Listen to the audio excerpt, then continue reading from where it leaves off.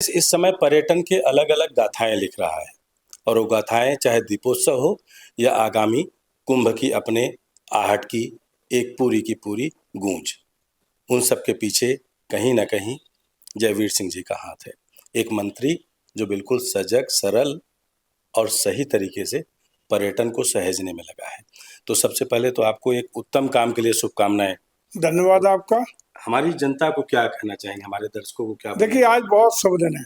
धनतेरस का पावन अवसर है, जो दीपावली का शुरुआती पहला दिन, जहां माँ लक्ष्मी की कृपा बरसने का काम होता है। तो धनतेरस, दीपावली, भैया दूज, ये हमारे पावन अवसर हैं जो हमारी सनातन परंपरा, आदर्श और मूल्यों को संवर्धन देने का काम करते हैं, सिम्बल देने का काम करते हैं। भारत की अनेकता में एकता के साथ हमारी सनातन संस्कृति को बहुत मजबूत दिशा में ले जाने के लिए ताकत देने का काम करते हैं।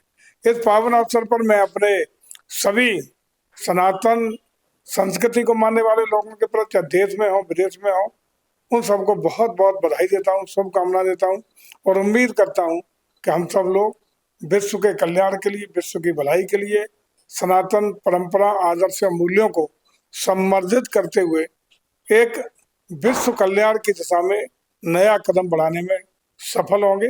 भारत और उत्तर प्रदेश खासकर हमारे नेताओं की अपेक्षाओं के अनुसार हम विश्व गुरु पुनः स्थापित हों, दुनिया की एक बड़ी आर्थिक शक्ति, बड़ी एक सामरिक शक्ति के रूप में अपना पुनः स्थापित हो सके, ऐसी मेरी कामना है।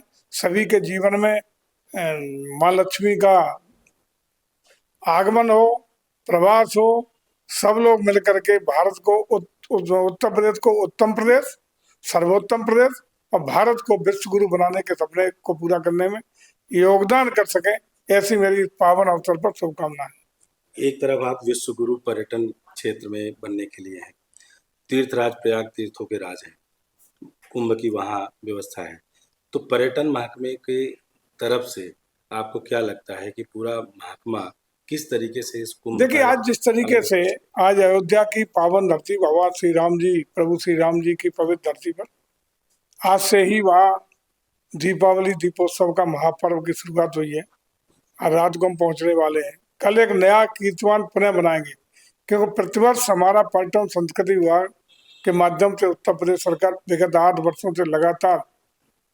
दीपोत्सव के रूप में नए कीर्तिमान बनाती है और अपना ही कीर्तिमान तोड़ करके अगले वर्ष में अपना नया कीर्तिमान बना करके Guinness book of world record में नाम दर्ज कराने का काम हम लोग कर रहे हैं।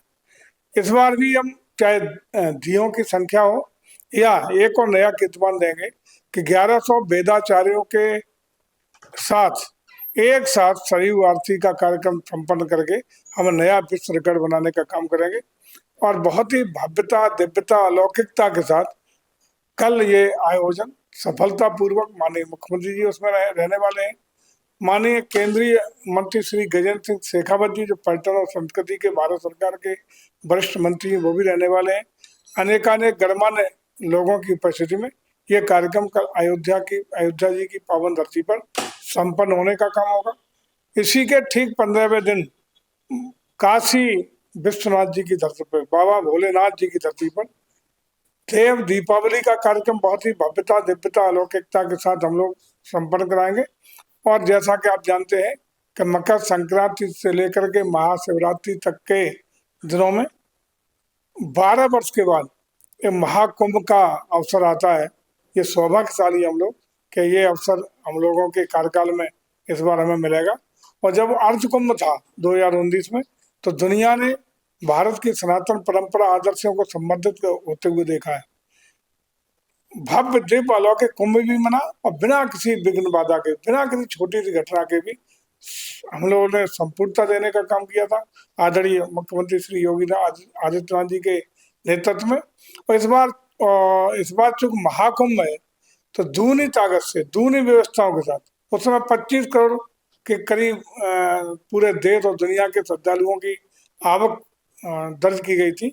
इस बार हम लोग 40 से 50 करोड़ श्रद्धालुओं की आवक को मानते हुए उनकी समुचित ठहरने की, रहने की, खाने की, पीने की, स्नान की सारी व्यवस्था चाक चौबंद करते हुए बिना किसी विघ्न बाधा के ये कुंभ संपन्न हो।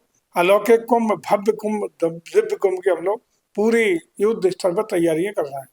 रघुनाथ जी, काशी विश्वनाथ जी और तीर्थराज प्रयाग, ये जो पूरा त्रिकूट आपने बनाया है, तो क्या लगता है कि इस सरकार के लिए जो भी चुनाव है, उपचुनाव है, आपके जो 9 रत्न लड़ रहे हैं, तो उनके लिए इस त्रिकूट का कुछ मायने निकलेगा? मुझे लगता है कि जो भी सनातन परंपराओं को मानने वाले लोग हैं, वो जो सम्मर्जित इसको होते हुए देख रहे हैं, जो हमारी असली आत्मीय, अब हमें लगता है कि हम वास्तविक स्वतंत्रता के वक्त में जी रहे हैं। तो ऐसे सभी श्रद्धालुओं से, जैसा कि माननीय मुख्यमंत्री ने कहा कि हम एक रहेंगे तो नेक रहेंगे, इसी भाव से हम लोग आगे बढ़ रहे हैं। और मुझे लगता है सारे लोगों का स्नेह, आशीर्वाद और सहयोग हम लोगों को, चाहे उपचुनाव हो या आने वाले कोई चुनाव हो या आने वाली कोई परिस्थितियां हो, हम लोगों के साथ एकजुटता के साथ हमारा समाज, हमारे सनातन परंपराओं को मानने वाले लोग हमारे साथ खड़े रहेंगे, ऐसा हमें विश्वास है।